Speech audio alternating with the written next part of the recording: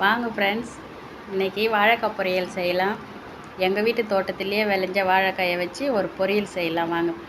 கடாயில் 2 டீஸ்பூன் எண்ணெயை ஊற்றி கடுகு போட்டு, கடுகு பொரிஞ்ச பிறகு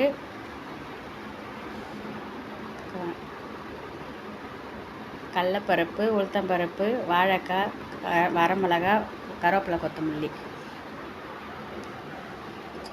கடுகு பொரிஞ்ச உடனே கடலப்பருப்பு போடணும். கடலப்பருப்பு 1 டீஸ்பூன் கடலப்பருப்பு, 1 டீஸ்பூன் உளுத்தம்பருப்பு, 2 பொன்னிறமாக அறுபடணும். பொன்னிறமாக வறுத்து, பொன்னிறமாக வந்த பிறகு வரமிளகாய் சேர்க்கணும்.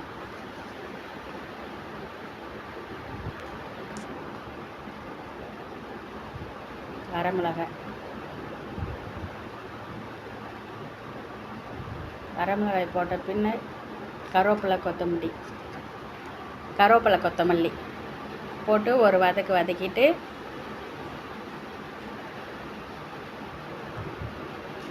மீடியம் சைஸில் எரிய வைக்கணும். அதிகமாக வச்சா தீஞ்சு போயிடும்.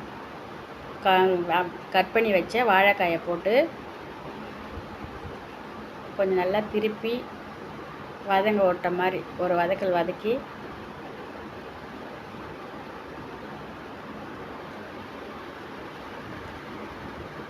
1/4 டீஸ்பூன் பெருங்காயத்தூள், 1/4 டீஸ்பூன் மஞ்சத்தூள்,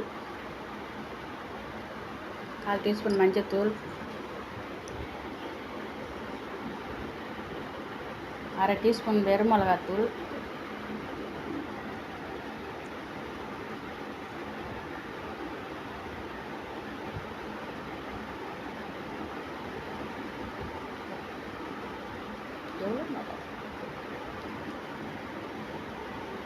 போட்டு நல்லா கொஞ்சம் கலரி விட்டு எல்லாம் கலந்து வந்து அந்த பச்சை வாசனை போயிடும். மஞ்சத்தூள், மிளகாத்தூள் எல்லாம் பச்சை வாசனை போயிடும். இப்படி கலந்து விட்டிங்கன்னா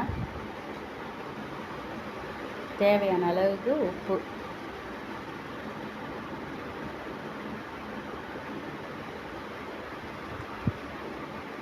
போட்டு நல்லா கலந்து விட்டு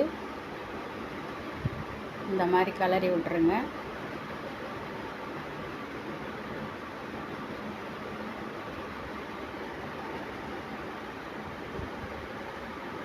இந்த மாதிரி பதமாக கலரி விட்டுட்டு கொஞ்சமாக தண்ணி ஊற்றி கொஞ்சம் ஒரு ஆவி காட்டி இறக்கிட்டிங்கன்னா இந்த மாதிரி வெந்த உடனே